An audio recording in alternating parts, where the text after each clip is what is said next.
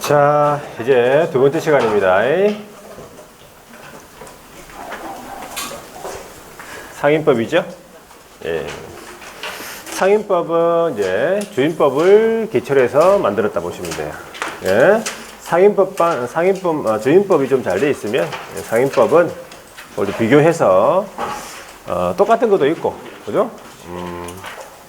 조금 틀린 것도 있고, 그 다음에 주인법에 없는 내용이 또 있고 그래요. 그래서 비교해서 공부를 하셔야 돼요. 자, 상인법. 일단 적용 범위부터 틀립니다. 적용 범위로 한번 적어볼게요. 상가 건물 임대차 보호법의 상인법. 첫 번째가 적용 범위. 자, 마찬가지 보호 대상이 누구냐 하니까 상인법은 자연인을 보호하겠죠. 여기다가 누구까지 보호합니까? 상가니까 이제 장사해야 되니까 법인까지 보호해준다는 사실이에요. 원칙적으로. 자, 두 번째가 적용이 되는 적용 대상 건물은 어떤 건물입니까? 첫 번째가 사업자 등록이 돼야 돼요. 사업자 등록의 대상이 되는 영업용 건물이네. 따라서 뭐 자선단체 있죠? 자선단체나 친목단체, 종교단체에 대해서는 이 상인법이 적용되지 않겠죠? 예, 적용이 안 된다 보시면 돼요. 자, 그 다음 중요한 게 요거잖아요. 두 번째가 일정 보증금 이하의 임대차에 적용된다 이 말이죠. 전면 적용된다. 일정 보증금 이하의 임대차가 되어야 이 상인법이 전부 적용돼요. 전부. 일정 보증금이 지역에 따라서 초과되는 경우에는 적용 안 되는 게 아니고 일부 규정만 적용돼요. 크게 5가지가 있어요. 자, 그걸 기억하셔야 돼요. 여기서 이제 일정 보증금이라고 하면은 환산 보증금 말이에요. 환산 보증금. 그러니까 보증금 외에 차임이 있다면 환산해야 돼요. 환산하는 방법 아시죠? 보증금 플러스 올차임 곱하기 100. 그 비율이 우리 호에 보니까 1분의 100을 곱한다 돼 있어요. 1분의 100은 100입니까? 아니고. 1분의 100은 100입니까? 그거는 설명 못 합니다. 저는 그거는. 1분의 100이 왜 100이냐? 설명 못 해요. 옛날부터 1분의 100은 100이었다고. 아시겠죠? 그래서 100을 곱하래. 그 비율이 구체적으로 1분의 100을 곱하래. 그래서 보증금 플러스 올차임 곱하기 100이 환산 보증금. 환산 보증금을 말해요. 문제 조심하셔야 돼. 문제에서 이런 거 나오죠. 보증금 5억이고 올차임 500이다. 그럼 얼마예요? 환산 보증금은 10억이죠? 10억이에요. 그렇게 계산해야 돼. 아닙니까? 누가 응해서. 자, 서울 지역 알아죠? 지역 서울. 그 다음에 과밀 억제권. 그 다음에 부산. 자, 세 번째가 광역시. 여기다가 자, 안산, 용인, 김포, 광주, 안용, 김광을 세트로 외워요. 광역시랑 안용, 김광이 나중에 쓰입니다. 언제 쓰이냐니까 이 상가에서 최우선 면제할 때 세 번째 지역이에요. 광역시와 안용, 김광까지만. 되겠죠? 그래서 세트를 외우고 여기서 끝난 게 아니고 여기는 세종, 화성, 파주가 더 들어가요. 세하파가 더 들어가지. 광역시, 안용, 김광, 세하파. 되겠죠? 여기까지? 자, 그 밖이다 이 말이에요. 지역을 먼저 외워야 되겠네. 자, 그래가지고 얼마가 초과됩니까? 얼마 이하가 되면 서울은 9억 원이 이하가 돼야 돼요. 9억 원 이하. 그다음에 과밀 부산은 6억 9천 이하. 그다음에 세 번째 지역은 5억 4천 이하가 돼야 되고요. 그다음에 그 밖은 3억 7천 이하가 되어야 전면 적용되고, 이게 초과되면요. 구체적으로 초과되더라도 적용되는 규정이 크게 한 5가지 있어요. 대항력 규정, 계약갱신 요구, 계약갱신 요구의 건에 관한 내용, 상가 권리금, 3기 차임 연체에 따른 해지 규정, 그 다음에 표준 계약서. 그러니까 요 5가지, 보통 이 5가지 경우에는 초과되더라도 적용된다 이 말이야. 그러니까 금액 관계없이 다 적용된다 이 말이지. 대항력, 계약갱신 요구, 상가 권리금, 3기 차임 연체에 따른 해지 규정, 표준 계약서. 되겠죠? 이런 부분은 조심하셔야 돼요, 여기는. 자, 그러면 여기 없는 거 예를 들어서 기간. 기간은요, 초과되면 적용 안 됩니다. 또, 최우선 변제, 우선 변제 없죠, 여기에? 초과되면 적용 안 돼요. 아예 틀린 지문이야. 자꾸 응 하지 마세요. 어? 모른다는 거예요, 지금? 이해가 안 된다는 거예요? 응? 오, 이걸 알겠다는 말인데, 응? 이건 잘 모르겠다는 뜻이잖아. 모릅니까, 이거? 이해 안 됩니까? 어? 자, 여기에 없는 규정들 있잖아요, 우리 법에. 예를 들어, 기간. 기간 없죠, 여기에. 기간 보장 없잖아요. 기간에 관한 규정은 이 금액이 초과되면 적용 안 돼요. 아예 틀린 지문이라고요. 시험 문제에서. 말은 맞는 말을 하더라도 적용 안 되는 규정이기 때문에 틀린 지문을 봐야 돼. 문제에서 만약에 초과되는 문제가 나온다면.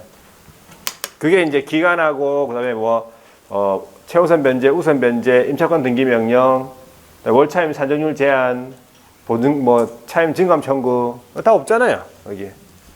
그럼 그걸 외울 게 아니라 이걸 외우라고요, 5가지를. 이 5가지만 초과되더라도 적용된다고요. 나머지는 적용 안 되니까. 이해가 되면 다 적용되지. 이해가 되면. 우선 아시겠죠? 자, 그럼 이것도 외워줘야 되겠네. 지역에 따라서. 지역 먼저 외우고, 9억은 서울이니까 그냥 외우면 되겠죠? 그 다음에 여기는 69하고 54가 나왔네. 69, 54. 69는 54입니까? 69가 왜 54라고 물어보지 마세요, 그거는. 그거는 설명 못 합니다, 저는. 69는 옛날부터, 어릴 때부터 54였어요. 69, 54라고, 예. 3억 7천. 되겠죠? 여기까지. 자, 그래서 일단은 한번 밑줄 꺼볼게요. 밑줄을 한번 꺼보도록 하겠습니다. 558페이지입니다. 558페이지요. 상가건물 임대차 보호법의 목적인데, 국민의 경제생활 안정 목적하겠죠. 거기 조문 안에 들어있네. 국민 경제생활 안정. 마찬가지 그 밑에 보면은 조문 밑에 민법의 특별법, 특례 규정입니다. 자, 보호 대상으로의 적용 범위 오른쪽에 넘어가 보니까 자, 일정 보증금 이하의 임대차를 얘기하는 거죠. 그죠? 자, 거기 보면은 조문 안에 다시 한번 보세요. 서울 9억 원이죠. 그 다음에 과밀 부산은 6억 9천이고요. 광역시 안용 김광 세아파 이렇게 해서 5억 4천이고 그 밖은 7천입니까? 아, 그 밖은 3억 7천이네, 그죠? 그럼 우리 여기 울산 울주군입니까? 울주군은 어디에 속하는 거예요, 지역이? 울주군은 울산이 아닙니다. 아직 그 밖으로 들어가는 거예요. 아시겠죠? 그러니까 광역시 안에 있는 군, 기장군, 달성군, 강화군, 옹진군, 이 군들은 그 밖입니다. 광역시 안에 있다고 해가지고 광역시라고 보면 안 된다고요. 아시겠죠? 거기 보면은 군제라고 돼 있어, 거기. 광역시에 보면요. 세 번째 보면은 광역시에 쭉 가보시면은 가밀억제권, 그 포함된 지역과 군 지역, 그 다음에 부산 제외라 돼 있잖아요. 부산이 위에 있으니까. 자, 그렇게 해서 좀 외워주시면 되고, 그 밑에 보니까 사업자 등록이 가능한 상가 건물 임대차라고 돼 있잖아요. 사업자 등록이 돼야 된다고 이 말이 있죠. 첫 번째 줄에 보니까 사업자 등록의 대상이 되는 상가 건물 임대차에 적용한다. 따라서 그 밑에 줄에 보니까 종교단체다, 자선단체다, 친목단체 이런 사무실에 대해서는 적용하지 않습니다. 뒤로 넘어가 보니까 일정한 한산보증금 이하의 경우에만 적용해가지고 원칙이잖아. 그러니까 일정 보증금, 한산보증금 이하의 임대차면 전면 적용되는데 그 밑에 쭉 내려가면은 동그라미 2번 다만 해가지고 한산보증금이 초과되더라도 다음의 규정들은 적용한다는 거예요. 그게 쭉 나열돼 있죠. 크게 5가지라 보시면 돼, 여기서. 자, 기역이 대항력이잖아요. 니은은 계약갱신 요구권이잖아요. 그리고 디귿이, 자, 이 디귿이 뭐냐면 이렇게 제목 적으면 안 되고 계약갱신 특례라고 적어줘야 돼, 맞는 거예요. 제목 조문 자체가. 계약갱신 특례입니다. 일단 하나 있어요. 계약갱신 특례. 계약갱신 특례는 처음부터 이 보증금이 초과되는 임대차에 대한 내용이에요. 그래서 그 차임 등의 증감 청구를 할 수 있다라는 규정이고, 요거는 잘 안 물어보니까 일단은 계약갱신 특례 제목만 좀 알아두시고, 그 다음에 보세요. 보증, 그 다음에 쭉 내려가면 리을부터 뭡니까? 권리금 정의부터 권리금 회수기의 보호, 권리금 적용 제외, 그 다음에 표준 권리금 계약서, 권리금 평가 기준 고시, 여기까지가 권리금에 관한 내용이야. 되겠습니까? 다 들어가죠. 그 다음에 지읒 3기 차임연체 해지잖아요. 그 다음에 치읒은 한시적으로 됐기 때문에 요거는 기억할 필요 없고, 이거는 지금 적용 안 되는 법이에요. 그 다음에 키읔 됐고, 티귿 표준계약서 되겠죠? 상가건물 임대차 표준계약서 작성에 관한 내용. 그러니까 요 크게 5개 정도만 기억하고 있으면 돼. 예, 되겠죠? 여기까지. 자, 오른쪽에 보세요. 양가로 3번. 일시 사용을 위한 임대차다. 적용됩니까? 안 되겠죠? 이거 재고 정리하는 거면 땡처리. 예? 자, 미등기 전세 적용되겠습니까? 채권적 전세 적용되겠죠? 외국인, 법인 뭐 적용된다 보시면 돼요. 보호된다. 자, 이제 적용 범위까지 봤고, 그 다음에 틀린 부분을 잘 체크하세요. 자, 주택이랑 틀린 부분입니다. 기간 같은 경우에는 따로 공부할 필요도 없다. 주택은 아까 몇 년이에요? 2년 보장이죠. 주택은요 1년 보장. 그거 빼고 다 똑같다. 숫자만 2에서 1로 바꾸면 다 똑같아요. 할 거 없어. 자, 양가로 2번 내려가서 계약갱신 요건 조금 틀려. 10년 보장돼 있죠. 조문안에 보세요. 임차인이 기간이 만료되기 6개월에서 1개월 돼 있네. 아까 주택은 2개월이었죠. 6개월에서 2개월이었죠. 거기 틀리죠. 계약갱신 요구할 수 있는데 정당한 사유가 없으면 거절하지 못하고, 정당한 사유가 있네 보세요. 정당한 사유. 정당한 거절 사유. 자, 첫 번째 뭐라고요? 3기입니까? 3기잖아요. 2기 아니고 몇 기? 3기에 다르도록 차임 연체잖아요. 자, 그 다음부터는 다 똑같다. 자, 2호를 보면은 부정임차예요. 부정임차. 자, 상가는 부정임차를 좀 많이 하죠. 자, 이렇게 임차했잖아요. 어떻게? 꽃집을 하려고 임차를 해줬는데, 꽃집. 근데 뭘 하고 있어? 가서 보니까? 바다 이야기. 바다 이야기를 하고 있다 가서 보니까, 바다 이야기가 뭐예요? 바다 이야기가? 오락실. 오락실 아닙니다. 무슨 오락실? 횟집. 무슨 오락실이야, 바다 이야기가. 수족관이 아름다운 횟집이라고요. 바다 이야기.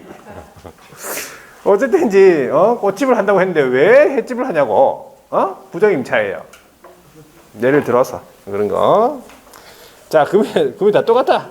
똑같은데 뭐가 없어? 여기는 주택에 있던 것 중에 뭐가 없어?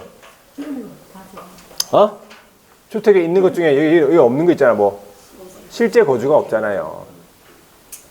실제 거주, 상가는 사는 게 아니라고. 실제 거주 사유는 없어요. 그거 빼고는 다 똑같다. 자, 됐어요. 그 다음에 밑에 내려가 보시면 오른쪽이네. 오른쪽까지 가야 되겠네. 자, 여기 주택하고 틀린 거 오른쪽에 제일 위에 2항 있죠. 자, 최초의 임대차 기간을 포함합니까? 그죠? 최초의 임대차 기간 포함해서 전체 임대차 기간이 10년을 초과하지 않은 범위에서 행사해요. 최초의 임대차 기간을 포함하는 거예요. 그리고 그 밑에는 다 똑같네. 그죠? 똑같고요. 제 10조의 2를 보니까 계약갱신 특례, 아까 제가 제목 계약갱신 특례를 바꾸란 거 이거예요. 초과되더라도 적용되는 규정, 이거 중에 하나 계약갱신 특례. 자, 읽어볼게요. 첫 번째 줄에 보시면 보증금액이 초과되는 임대차, 처음부터 초과됐었어요. 보증금액이 초과되는 임대차의 계약갱신의 경우에는요, 당사자는 조세 공과금, 주변 상가 건물의 차임 보증금, 그 밖에 부당 경제사정 변동 등 고려해서 차임 보증금 증감 청구할 수 있다로만 돼 있어요. 그냥 비율도 얼마인지 모르겠고. 되겠죠? 이게 계약갱신 특례라는 규정이고.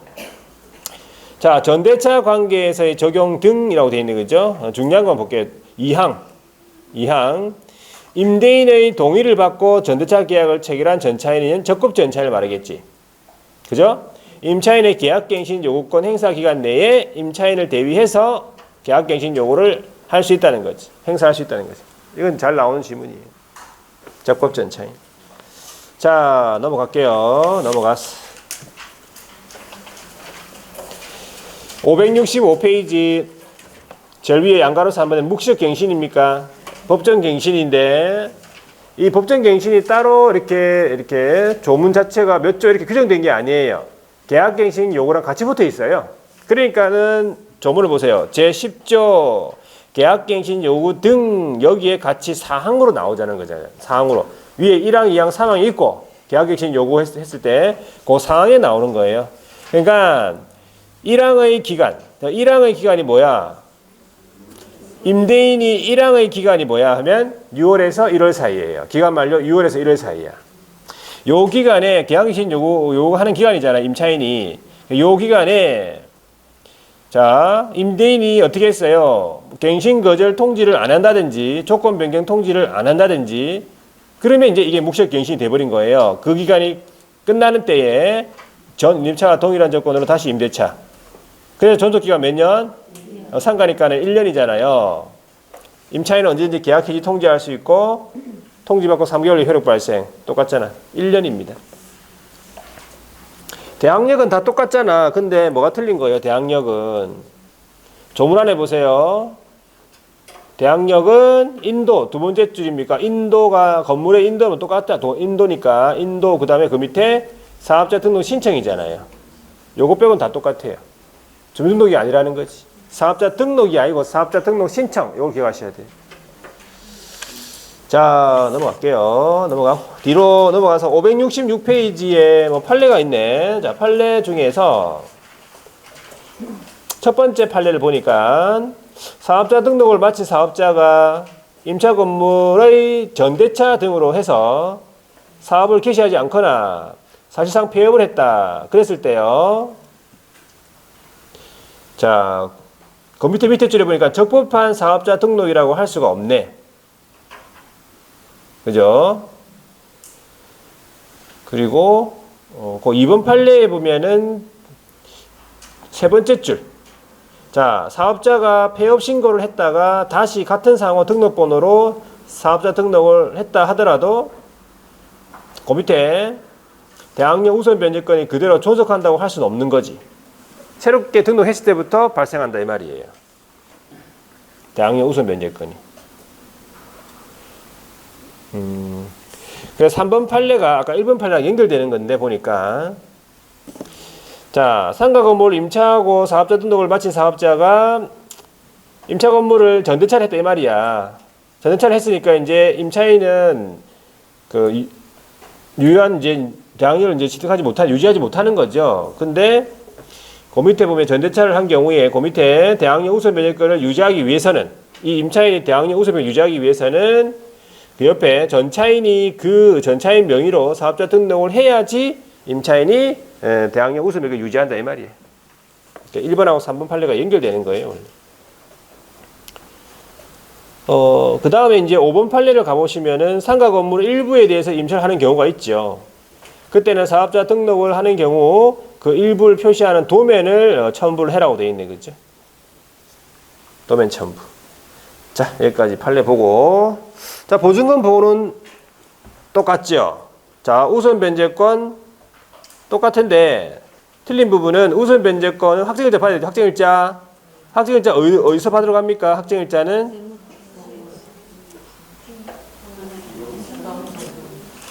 어디 간다고?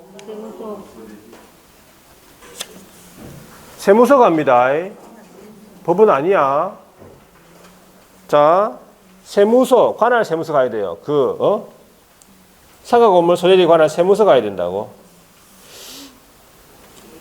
자, 그 다음에 거기 조문에 하나 읽어볼게요. 이거 우선 변제권 안에 조문에 그 1항에 보면 임차인이요. 보증금 반환 청구 소송의 승소 판결문을 가지고 경매를 신청했네. 다른 방법은 없어요. 임차인이요, 경매를 넣는 방법은, 임차주택에 대해서 경매를 넣는 방법은 우선 변제권이 뭐 효력이 발생했다고 경매 넣을 수 있는 건 아니에요. 그리고 임차권 등기 명령, 임차권 등기가 됐다 해가지고 경매 넣을 수 있는 게 아니고 보증금 반환 청구 소송에 의해 가지고 승소 판결을 받아야 돼요. 그래서 강제 경매 넣는 수밖에 없어요.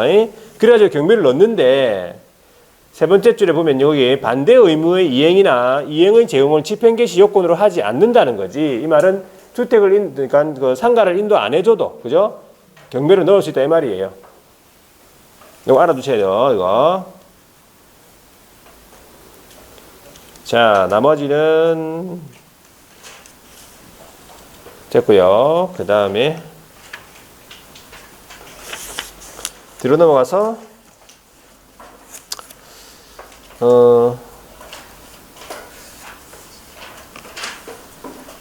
세무서는 어디 있습니까? 세무서는? 이번에 배상여건 5조? 페이지를 얘기하세요. 567페이지 2항에 1항에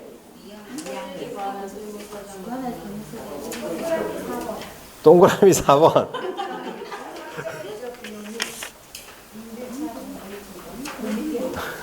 세무서가 어딨냐고. 아, 여기 있네, 여기 있네. 569페이지에 있네. 569페이지에 있네. 예. 569페이지에 그 동그라미 4번 있네, 그래. 확정일자 부여 어디서 한다고? 예, 상가 건물 소재지에 관할 세무서. 요거 기억하셔야 돼. 요거 빼고는 다 똑같다 보시면 돼. 자, 그 다음에 나오는 게 이제 소액임차인인데 571페이지요.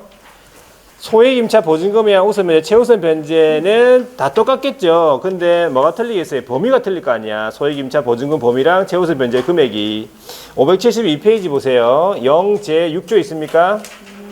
거기 보니까 보증금 범위가 나오네. 자, 지역이요. 서울, 그 다음에 두 번째 지역 과밀, 세 번째 지역은 아까 애우라고 했죠. 광역시와 안용, 김광이 여기서 나오는 거예요. 네 번째가 그 밖이다. 그래가지고 순서대로 6,500, 5,500, 3,800, 3,000이다. 그래서 그 밑에 제7조에 보면요. 지역 똑같고 얼마까지 최우선 변제 받습니까? 2,200, 1,900, 1,300, 1,000만 원.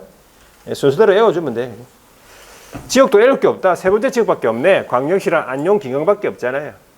서울, 과밀, 그 다음에 네 번째는 그 밖이니까. 세 번째밖에 없잖아. 애울 게 세 번째밖에 없네. 자, 넘어갈게요. 넘어가고.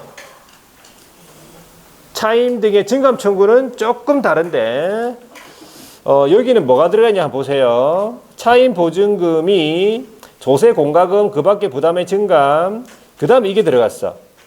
1급 감염병이 들어갔단 말이야. 아까 주택은 이거 안 봤었잖아. 이거 없었잖아요. 자, 1급 감염병 때문에, 그죠? 경제상이 변동이 돼가지고 상당하지 않게 됐다. 그때 당사자는 마찬가지 차임 등의 증감을 청구할 수 있겠다. 자, 그때, 다 똑같아요. 근데 이제 표현 자체가 20분의 1이 아니라 그게 0제4조 안에 보면요. 100분의 5라고 표현되어 있잖아. 100분의 5도 5%잖아요. 20분의 1도 5%고.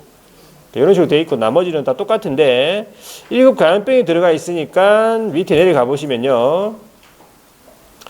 저기 이제 사망입니까? 조문 안에 그 이제 사망에 보시면요. 자, 1급 감염병에 의해 가지고 경제사정 변동으로 차임을 갖다가 감액을 해줬어요. 그러니까 원래 500만 원을 원래 받았었거든. 근데 코로나 때문에 300만 원으로 내려줬다 이 상태예요.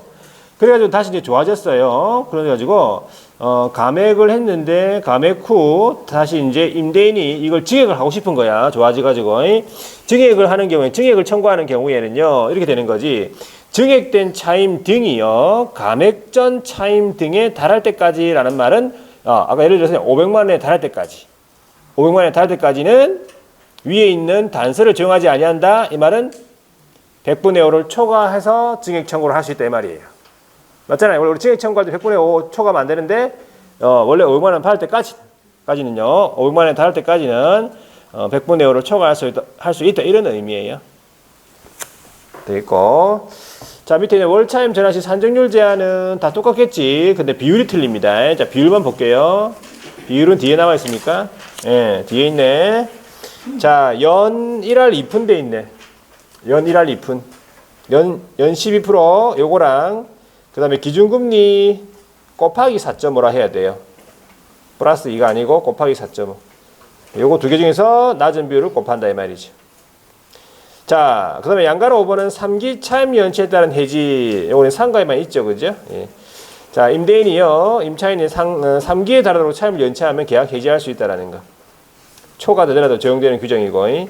자, 상가 권리금은 다 적용되는 규정이에요. 상가 권리금.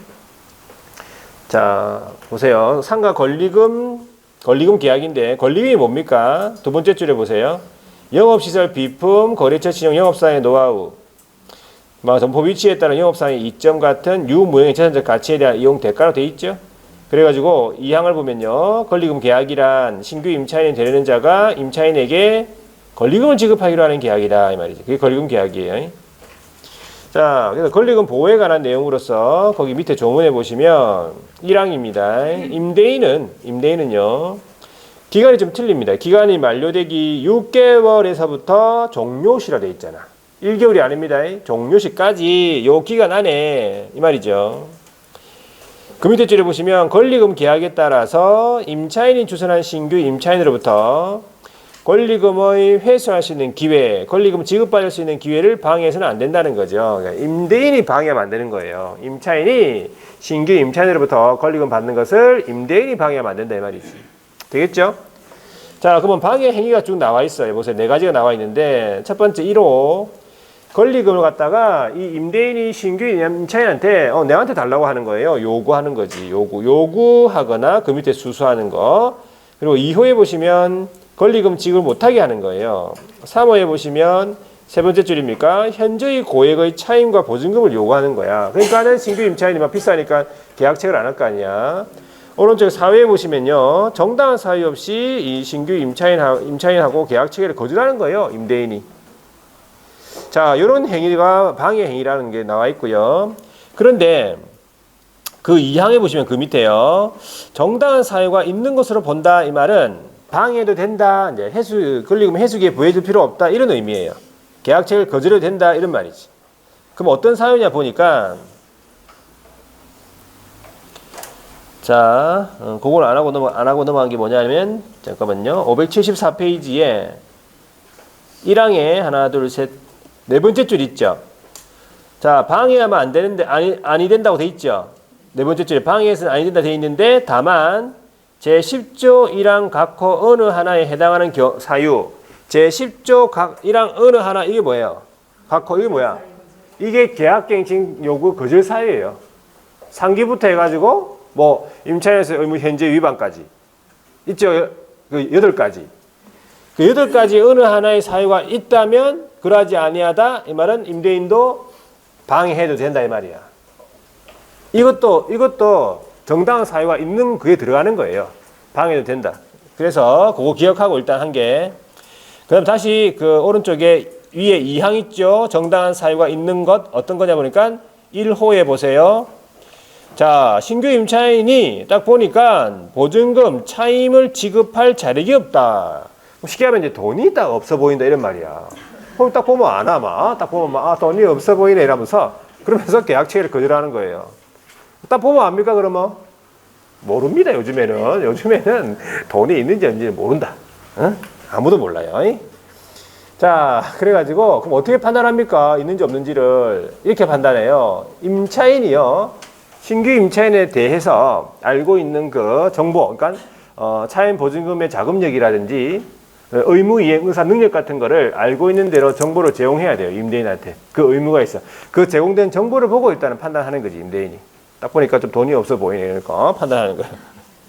자, 두 번째를 보니까 임차인으로서의 의무를 위반할 우려가 있거나 임대차를 유지하기 어려운 상당한 사유가 있어 보인다는 거지. 신규 임차인이. 자, 세 번째 3호를 잘 보세요. 상가 건물을 갖다가 이 목적 건물을 1년 6개월 이상 영리 목적으로 사용하지 아니한 경우도 있잖아요. 그러니까 이게 누가 사용 안 할 것이냐라는 말이 없잖아. 근데 해석상 임대인이 사용 안 하는 걸로 봐야 돼요. 그러니까 임대인이 1년 6개월 이상 이 건물을 갖다가 영리 목적으로 사용 안 하니까 이 임대인도 이득이 없잖아요. 그러니까 임차인한테도 이 권리금을 회수할 수 있는 기회를 보호 안 해주겠다 이렇게 생각하셔야 돼요. 나한테 이득이 없으니까 임차인도 보호 안 해주겠다 이 말이지. 권리금에 대해서. 그래서 임대인이 사용 안 하는 걸로 해서 상가 건물 1년 6개월 이상이에요. 영리 목적으로 사용 안 하는 경우 거절할 수 있다. 자, 그 다음에 네 번째가 누가 데리고 왔어요? 임대인이 선택한 신규 임차인이잖아. 임차인이 데리고 온 게 아니라 임대인이 신규 임차인을 데리고 왔다 이런 말이야. 그래가지고 그 신규 임차인하고 계약을 체결했네. 그래, 권리금 받았네. 그럼 됐지. 또 뭘 보호해줘? 그렇죠? 받았잖아요. 그런 의미예요. 자, 이 네 가지가 정당한 사유가 있다. 자, 그런데 5항을 가보니까 네, 임차인이요. 자, 근데 나와있네. 이 정보 제공이네. 임차인은요, 신규 임차인이 되려는 자의 보증금 차임에 지급할 자력이라든지 임차인으로서의 의무, 이행, 의사, 능력 같은 거 이런 것들 알고 있는 대로 정보를 제공하라고 되어 있잖아요. 임대인한테. 정보 제공 의무. 자, 밑에 이제 양가로 3번 보세요. 권리금 행사 방해에 대한 손해배상 책임이네. 아까 그 임대인이 막 방해 있자, 방해행위. 그 방해행위로 인해가지고 임차인이 손해를 입었다 이 말이야. 두 번째 줄 보세요. 임차인에게 손해를 발생하게 했지요. 방해 때문에. 그러면 그 손해를 배상할 책임이 있다는 거예요.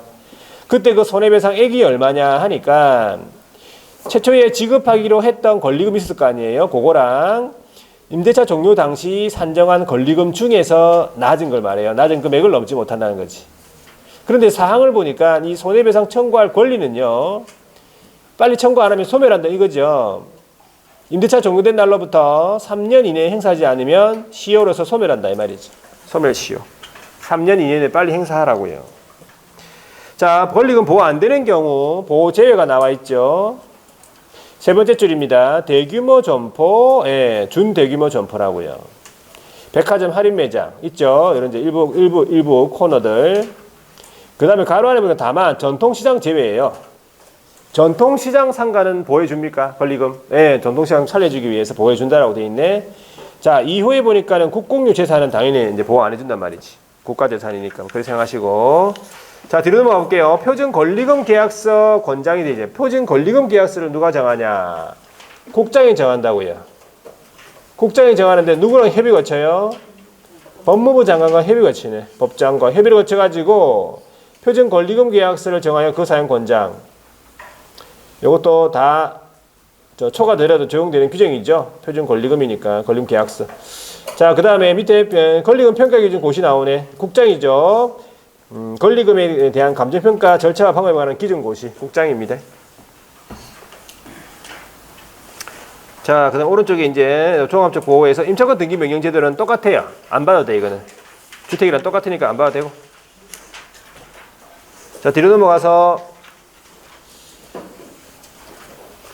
임차권 소멸도 똑같습니다. 안 봐도 되고요. 편매적 강행 규정 똑같습니다. 안 봐도 되고. 자, 오른쪽에 양가로 7번입니까? 그 위에 소액사건 심사보 준용 똑같고요. 양가로 7번에 보니까 임대차, 상가 건물 임대차 표준계약서. 이게 초과돼서 적용되는 규정이잖아요. 표준계약서. 자, 누가 정한다고 돼 있어요? 법장 나왔네. 법장입니다. 이건 국장 아닙니다. 법장이 국장과 협의를 거쳐가지고 상가 건물 임대차 표준계약서를 정하여 그 사항 권장할 수 있다 돼 있잖아. 됐습니다. 여기까지고 여기까지. 상가 뭐 간단하지요? 주택만 좀 잘 돼 있으면 상가 권리금만 좀 주의하고 상가 권리금만 좀 확인하고 나머지는 좀 비교해서 하시면 돼. 되겠죠? 자, 그 다음에 585페이지 경공매는 좀 쉬었다 하는 게 아니에요. 쉬었다가 하는 게 아니에요. 아시겠죠? 경공매. 뭘 했다고 쉬어요? 뭘 했다고? 에이? 경공매는 한 문제 나옵니까? 한 문제 나와요. 한 문제. 자, 경매가 보통 이제 종류가 두 가지가 있는데 경매 종류가 나와 있습니까? 있네. 뒤에 586페이지에 경매의 종류라고 해서요. 임의 경매부터 먼저 나왔죠. 임의 경매는 담보권 실행을 위한 경매네. 그죠? 담보권 실행을 위한 경매. 이걸 임의 경매라 그래요. 자, 담보 물건이 우리 가지고 있는 경매권을 행사하는 거지. 쉽게 하면 이제 채무자가 채무 불이행을 한 거예요. 그러니까 은행에 돈 빌렸는데 저당권 설정해주고 돈 못 갚은 거예요. 그러면 은행이 가만히 있습니까? 저당권을 실행하겠죠. 그러면 저당권에 경매권이 있어요. 경매를 신청합니다. 경매를. 그래가지고 채권 회수해 간다. 그래 보시면 돼. 이게 임의 경매예요. 자, 근저당, 저당권, 담보가 등기, 전세권이 가지고 있는 경매권을 행사합니다. 그래서 그에 대한 한가 대금인데 중요한 거는 그 담보 목적물 있죠. 목적물을 매각한 대금이에요. 다른 거를 하는 게 아닙니다. 그래서 특정 재산이지. 특정 재산, 담보 목적물. 그러니까 딱 예견이 된 경매다. 동그라미 2번. 그리고 담보 목적물이기 때문에 물적 책임이에요. 인적 책임이 아니고. 그에 비해서 강제 경매는 뭐가 있어야 됩니까? 집행 권한이 있어야 돼요. 집행 권한. 강제 집행할 수 있는 권리의 원천이라고 해요. 대표적인 판결문이잖아요. 가집행 선고부 판결문 같은 거. 집행 권한을 보유한 채권자가 신청을 해가지고요. 중요한 건 채무자의 일반 재산, 채무자 소유 재산이죠. 그래가지고 압류하죠. 그래가지고 채권자에게 금전 채권의 만족을 얻게 해주는 경매. 그래 보시면 돼. 얘는 동그라미 2번에 보니까 예근되지 않은 경매로서 두 번째 줄 채무자의 일반 재산 돼 있잖아요. 그리고 인적 책임이에요. 사람에 대해서 책임을 물어보는 거지. 자, 오른쪽에 재매각, 신경매 이런 게 있네, 그죠? 이 재경매라고 하는 것은 재매각이에요. 쉽게 말하면 재매각. 재매각 어떤 경우에 하냐면 대금을 납부 안 한 거예요. 두 번째 줄에. 대금을 납부 기한까지 납부하지 않았을 때는 재매각이에요. 그리고 신경매라고 하는 세매각인데 두 가지가 있어요. 유찰 시에 세매각이 있고요. 불허가 처분받았을 때 세매각이 있어요. 그러니까 유찰됐을 때는 너무 비싸죠. 아무도 응찰 안 했죠. 비싸니까 최저 매각 가액을 상당히 낮춘다. 20% 내지 30% 낮춰요. 불허가는 최저 매각 가액을 낮추지 않겠지. 비싼 게 아니니까. 농지증은 줘야 되는데 매각 결정 기일까지 농지증을 안 낸 거예요. 그리고 입찰에 참가할 수 없는 자가 참가한 거예요. 채무자가 참가한 거예요. 자, 그래서 경매 절차가 있는데 경매 절차. 자, 조금만 적어 볼게요. 경매 절차.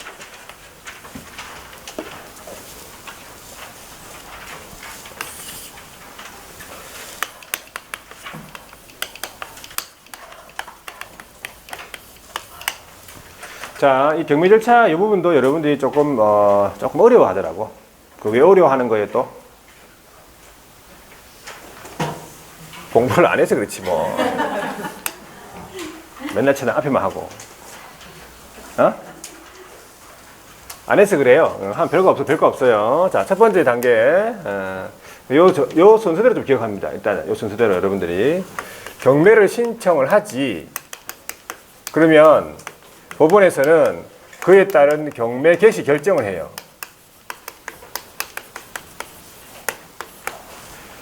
그래서 경매 신청은 채권자가 하지 당연히 그 경매 부동산 소재지 이제 법원에 가서 이제 신청하지. 그러면 이제 법원에서는 신청인이 적합하면요 경매 개시 결정을 합니다. 경매 개시 결정에는 동시에 압류를 명해. 압류를 명합니다. 이런 내용도 다 기억하셔야 돼요. 압류를 명합니다. 압류. 자, 그래가지고 경매 신청과 관련해가지고 몇 가지 민사 집행과 관련해가지고 조문이 몇 개 있어요. 첫 번째가 뭐냐 하니까 이 경매 신청, 강제 경매 신청에 대해서 기각을 하거나 각하를 한다 이 말이지. 기각하거나 각하 재판에 대해서 뭘 할 수 있냐니까 즉시 항고할 수 있다. 이런 내용이 있어요. 강제 경매 신청에 대한 기각하거나 각하하는 재판에 대해서 즉시 항고할 수 있다는 거. 예, 제가 하는 거는 지금 다 한 번씩 나왔던 지문들이에요. 시험 지문에. 나도 나올 수 있다는 얘기지. 자, 그 다음에 경매 신청이 취하가 되잖아요. 경매 신청이 취하가 되면 압류의 효력이 어떻게 돼? 압류 효력 소멸입니다. 압류 효력. 이렇게 알아두세요. 경매 신청이 취하되면 압류 효력 소멸. 자, 세 번째가 자, 경매 신청이 취하가 되는데 어떤 상태에서 취하가 되냐면 매수 신고가 있은 뒤.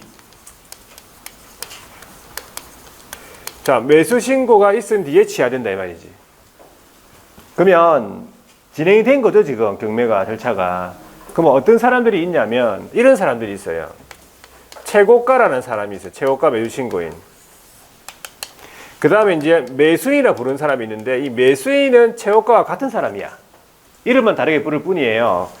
허가가 확정이 되면은 이게 매수인으로 바뀌어요. 이름이. 그전엔 최고가라 불러요. 허가가 확정이 되면 매수인으로 바뀌어요. 똑같은 사람이야. 그 다음에 차순이라는 사람도 있어요. 차순 매수인거인. 그러니까 이런 사람들의 뭘 받아야 되냐면 동의를 받아야 그 효력이 생긴다 이 말이지. 매수신고가 있은 뒤에 취하를 했으니까 이 사람들이 손해를 입는다 이 말이에요. 이 사람들의 동의를 받아야만 취하의 효력이 생긴다 이 말이지. 되겠지, 여기까지? 자, 그 다음에 이제 경매 개시 결정한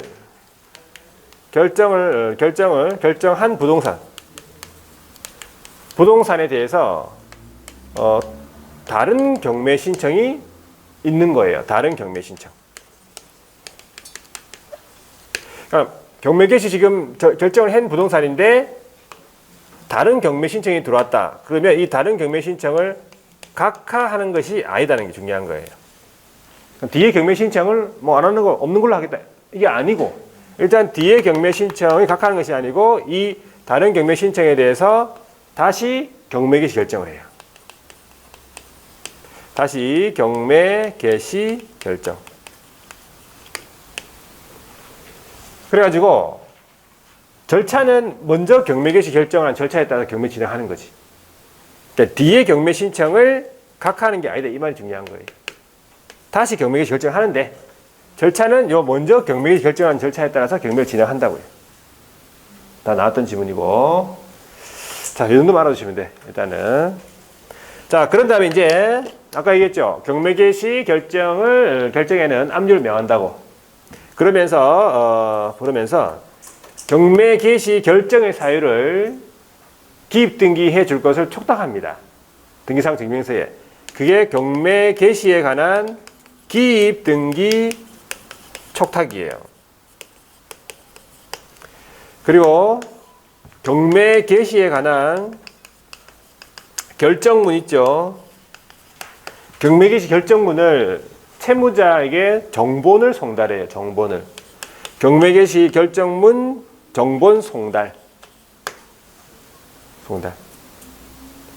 자, 여기까지예요. 여기까지가 경매 신청 및 경매 결정에 관한 내용. 되지, 여기까지? 자, 대충. 자, 그래서 이 등기된 때, 이 기입 등기된 때 또는 여기 송달 있죠.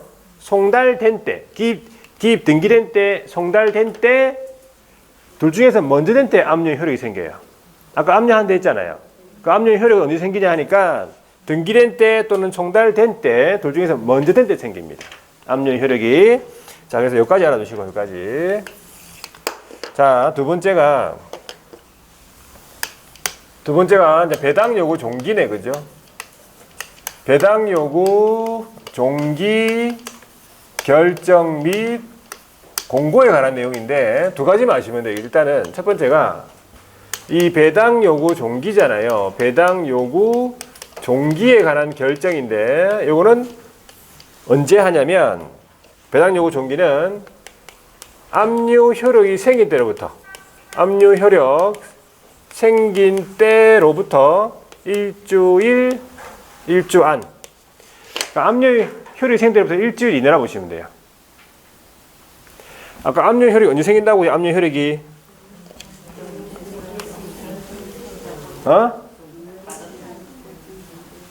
그날이죠? 그날이다. 압류 효력은 그날 생깁니다. 예. 등기된 때 또는 송달된 때 둘 중에서 먼저 된 때 그날 압류 효력이 생긴 때부터 일주일 안이에요. 뭐 배당 요구 종기에 관한 결정. 자, 두 번째가 배당 요구 종기인데 그러면 배당 요구 종기는요 첫 매각기일 이전의 날입니다. 1000매각기일 이전의 날로 정한다는 거예요. 이전의 날. 이렇게. 그래서 이 정도만 여러분들 좀 알아두시면 돼요. 자, 그래가지고 배당 요구 종기까지 배당 요구 해야 되거든. 근데 배당 요구를 안 하잖아요. 그러면 선순위 채권자라도 배당받을 수 없다는 거지. 그리고 자기보다 후순위 채권자라서 배당받은 자를 상대로 해서 부당이득 반환 청구 안 된다고요. 그러니까 배당 요구 해야 되는 채권자들은 배당 요구 종기까지 배당 요구 해야 돼요. 자, 아까 뭐 우선 변제권 있는 사람도 있잖아. 최우선 변제, 우선 변제 다 배당 요구 해야 됩니다. 국세 교부 청원권자도 마찬가지고 집행력 있는 정보를 가진 채권자들하고 전부 다. 자, 등기 이후에 경매개시 결정 등기 이후에 그 가압류 채권자도 마찬가지 그 배당 요구 해야 되고 뭐 이런 거 있어요. 배당 요구 해야 되는 채권자들. 자, 세 번째 이제 뭐 합니까? 세 번째. 세 번째 단계가 매각의 준비입니까? 준비해야죠, 준비. 자, 5가지 정도의 내용이 있어요. 첫 번째가 현황 조사를 하는 현황 조사. 현황 조사인데 부동산의 그 현상이다, 점유 관계 이런 거 있죠. 차임 보증금의 액수, 그 밖에 현황을 조사를 합니다. 누가 조사합니까? 누가 조사합니까? 집행관이 조사해요. 집행관 들어가서 집행관? 집행관은 공무원입니까? 아닙니까? 아닙니다. 자, 옛날에 법원직 뭐 공무원이었다가 그죠? 퇴직하고 그다음에 이제 요거 이제 하는 거예요. 집행관으로. 그래가지고 이제 한 2, 3년 해먹고 또 후배한테 물려주고 돈이 좀 됩니다. 이거 집행관이 경매. 에? 자, 하여튼 집행관이 현상, 점유관계, 차임 보증금 액수 이런 거 차임 보증금하고 이런 현상 이렇게 그밖에 현황 조사를 합니다. 조사를 해가지고 현황 조사 보고서를 만들겠지. 자, 그 다음에 이제 두 번째가 뭘 합니까? 그 부동산 평가를 합니다. 부동산 평가는 누가 합니까?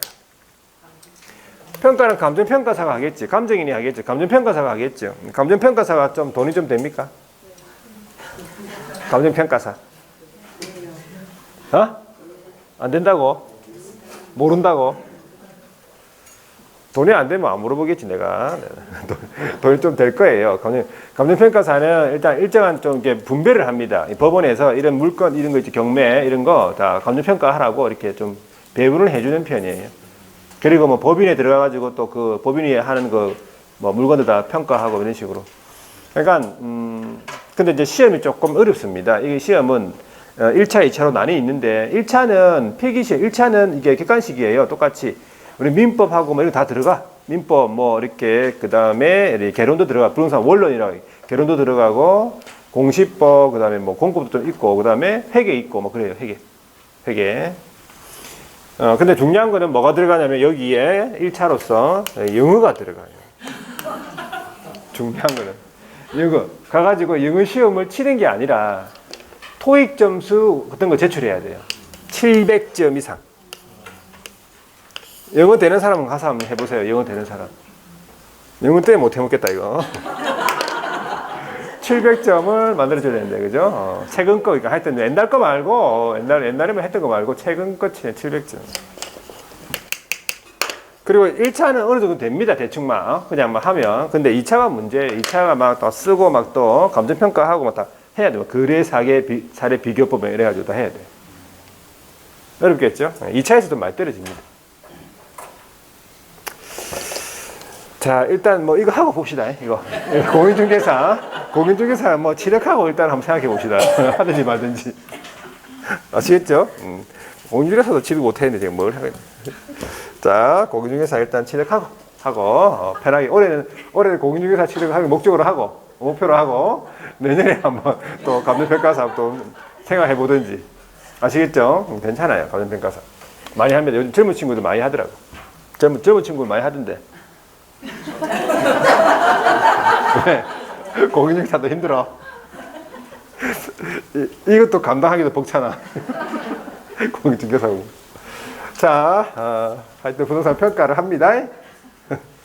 및 그 평가된 금액을 기초로 뭐 하는데 법원에서는 최저 매각 가격이라는 걸 결정해요. 입찰 가격이지요. 되겠죠? 자, 그런 다음에 세 번째가 이제 법원에서 매각 물건 명세서, 매물서라고 하죠. 매각 물건 명세서를 작성해가지고 비치를 합니다. 보통 이제 현황조사 보고서랑 감정평가서 사본이랑 같이 해가지고 매각기일 일주 전까지 보통 비치를 합니다. 그런 다음에 이제 네 번째가 공가를 주관하는 공무소 있죠. 뭐 세무서 같은 데 공공기관 공무소에 대한 채권 신고 최고합니다. 뭐 원금, 대금, 이자, 비용, 부대 채권 같은 거 배당 요구 종길까지 신고하도록 최고를 하는 거지. 자, 다섯 번째도 자, 이해관계인 있죠. 이해관계인이라면 그 경매 부동산의 채권자들 말하겠죠. 이해관계인에 대해서 채권 신고를 최고한다 보시면 돼요. 여기까지가 뭐예요? 준비. 자, 그러면 네 번째가 이제 뭐냐 보니까 네 번째가요. 매각 방법 등에 대해서 지정, 공고, 통지라고요. 그럼 첫 번째가 이제 매각의 방법이잖아요. 이것도 우리 물어봅니다. 매각 방법은 세 개 중에 한 가지예요. 자, 부르는 거에서 가격 부르는 거 호가경매라고 하죠. 경매 당일은 기일 입찰이에요. 자, 일주일부터 한 달 정도 기간을 정합니다. 네, 기간 입찰이라고. 세 개 중에 한 가지 방법을 정해가지고 이제 진행한다 이런 말이지. 두 번째는 이제 매각의 기일이에요. 매각 기일은 언제로 하냐면 매각 기일은 자, 이렇게 매각 기일은요. 보통 이제 공고일로부터 14일 이상의 간격.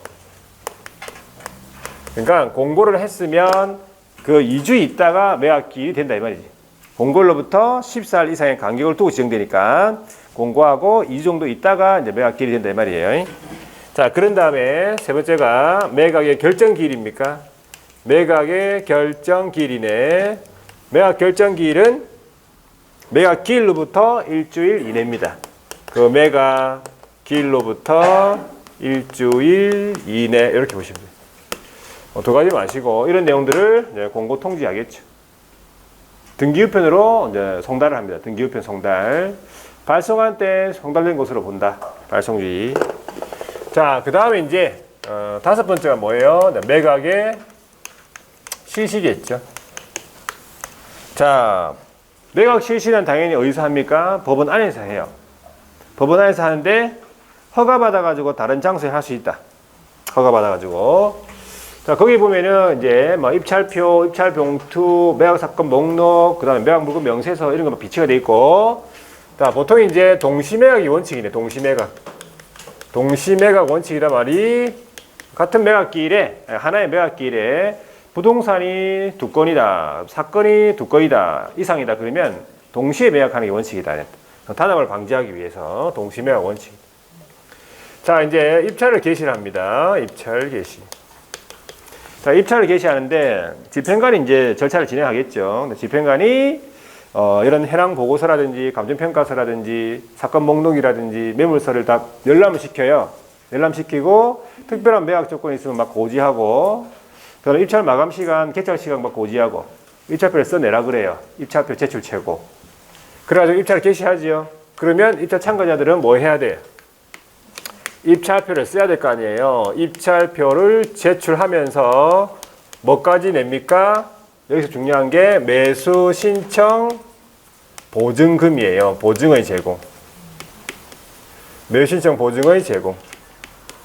이 매수 신청 보증금 이걸 우리 시험에 많이 물어봐요. 이게 얼마입니까? 매수 신청 보증금이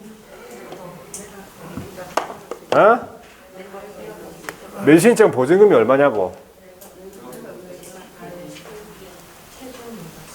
그렇죠. 무슨 매각 대금이야. 뭘 했다고 매각 대금이야. 지금 아무것도 안 했는데. 최저 매각 가격밖에 없네 지금. 최저 매각 가격의 10%, 10분의 1. 요거 시험에 많이 물어봐요. 최저 매각 가격 아까 법원이 정한다고 했잖아. 최저 매각 가격의 10분의 1을 보증금으로 내하고 시작하는 거예요. 그냥 가서 막 하는 게 아니고. 여기에서 매수 가격이 10분의 1 이렇게 나온다니까, 시험 문제에. 매수 가격이 아니고 뭐, 매각 대금은 10분의 1이에요. 최저 매각 가격이 10분의 1이에요. 많이 물어봅니다, 이거. 자, 이래가지고 진행을 하죠. 그 다음에, 입찰 종결을 하는데, 보통 1시간 정도, 입찰표 제출 최고 후 1시간 정도, 소요가 됩니다. 1시간이 지나기 전에는 종결하지 못한다. 입찰이 이제 마감이 되면 이제 즉시 개찰합니다. 지체 없이 개찰합니다. 자, 그러면서 이제 종결해가지고 누굴 결정하냐면, 첫 번째가 가장, 최고가 매수 신고인이죠. 최고가 매수 신고인. 이 사람이 이제 어떤 사람이 최고가니까 가장 높게 쓴 사람 맞죠? 가장 높게 쓴 사람 맞아요. 가장 높게 쓴 사람을 결정해요. 그럼 최고가 매수 신고인이 되기가 쉽습니까? 어렵습니까? 어려워요? 어려워? 어려워? 다른 사람 1억 쓸 때 난 10억 쓰면 돼. 바로 최고가예요. 다른 사람은 1억 1000, 1억 1500, 1억 2000 이랬을 거 아니야. 10억 쓰라고 10억. 바로 최고가라니까. 뭐가 어려워? 낙찰 받고 싶어요? 최고가 쓰세요. 10억. 아이? 자, 최고가는 되게 쉬워요. 자, 가장 높게 쓴 사람이, 가장 높게 쓴 사람이 둘 이상일 수도 있습니다. 둘 이상. 있잖아요. 두 명 이상 있죠. 둘 이상. 둘 이상이면 어떻게 합니까? 전부 다 다시 입찰하는 게 아니고 그들끼리만. 그 사람들끼리만. 그 사람들끼리 다시 입찰해요. 그 사람들끼리만 재입찰한다고. 그 최고가들만 재입찰한다고. 그때 이 다시 입찰할 때 이 최고가들이 전에 입찰 가격에 못 미치는 가격으로는 할 수는 없어요. 자, 다시 입찰했어. 그런데 아무도 응찰을 안 했네. 자, 두 번째가 다시 입찰했는데 아무도 응찰을 안 한 거야. 그러니까 입찰 안 했지. 아니면은 전에 입찰 가격에 못 미치는 가격으로 입찰된 거예요. 전에 입찰 가격에 못 미치는 가격으로 참가한 거예요. 여기 포함되어 있어요. 안 하거나 응찰 안 하거나 또 둘 이상이네. 그러니까 이때는 어떻게 해? 또 다시 할까요? 또 다시? 시간 없다 이제. 어떻게? 추첨 들어가요. 추첨이 뭔데 추첨이? 뽑기 몰래 뽑기? 뽑기라고. 자는 거 아니죠?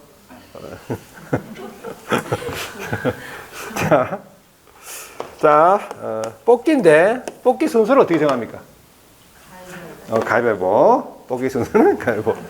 네가 먼저 뽑을래? 내가 먼저 뽑을래? 가위바위보. 이렇게 되는 거예요. 그러면 이제 최고가 결정이 됐죠. 그러면 두 번째는 차순위. 차순위 매수신고인은 차순위니까 두 번째로 높게 쓴 사람 맞죠? 아닙니다. 두 번째로 높게 쓴 사람 아니에요. 두 번째로 높게 쓴 사람 아니야. 그럼 뭐 최고가는 10억인데 차순위는 1억 1000이다. 그러면 이 1억 1000이 차순위가 될까? 안 됩니다. 두 번째로 높게 쓴 사람이 아니에요. 이 차순위 매수신고는 누구냐면은 최고가 매수신고액에서 차순위 매수신고인의 신고액이 그 신고액이요. 차순위가 신고한 신고액이 이 최고가 매수신고액에서 자 최저매각 가격의 10분의 1 이제 요거 보증액을 뺀 금액을 넣는 때만 할 수 있어요. 아까 최저매각 가격이 5억이다 그러면 5억의 10%는 5천이죠. 5천, 10억에서 5천을 빼잖아요. 그러면 얼마가 되네? 9억 5천이잖아요. 9억 5천이 넘는 사람만 할 수 있어요.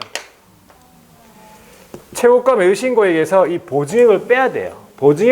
이 보증액. 보증액을 뺀 금액을 넘는 때만 할 수 있어. 9억 5천이 넘는 사람만 차순위 매수신고를 할 수 있어요. 그러면 차순위 매수신고인이 없을 수도 있습니까? 있죠. 다 1억 1000, 1억 2000. 다 그래 적었다고. 그러면 없지. 차순위 매수신고인이 신고한 사람이 많을 수도 있습니까? 많을 수도 있지. 다 9억 6천, 7천, 8천, 많을 수 있죠. 그러면 차순위 매일 신고인이 차순위 매일 신고인이 둘 이상이다. 둘 이상이다. 그럼 어떡하지? 다시 또 경매할까? 시간 없다. 경매. 자, 일단은 둘 이상이면 그 중에서 높은 사람이야. 신고 가액이 높은 사람이지. 그 중에서 높은 사람이야. 그 중에서 신고 가액이 높은 사람이 되겠지. 근데 같은 경우 신고 가액이 같은 경우에는 또 다시 또 할까? 또 경매할까? 시간 없다고. 바로 뭐 들어간다? 추첨. 가위바위보로 하는 게 아니고 추첨하는 거예요. 추첨 순서를 가위바위보로 하는 거고. 뽑기인데 뽑기 순서를 가위바위보로 하는 거지. 이렇게 되는 거예요. 차순위까지. 되겠습니까? 자, 그래서 일단은 여기까지. 자, 여기까지 절차하고 좀 쉬었다 해야 되겠네요. 그죠? 자, 여기까지 좀 기억합니다. 여기까지가 매각, 매각 실시죠? 매각 실시. 자, 여기까지 보고 나머지 절차는 좀 쉬었다 보도록 하겠습니다.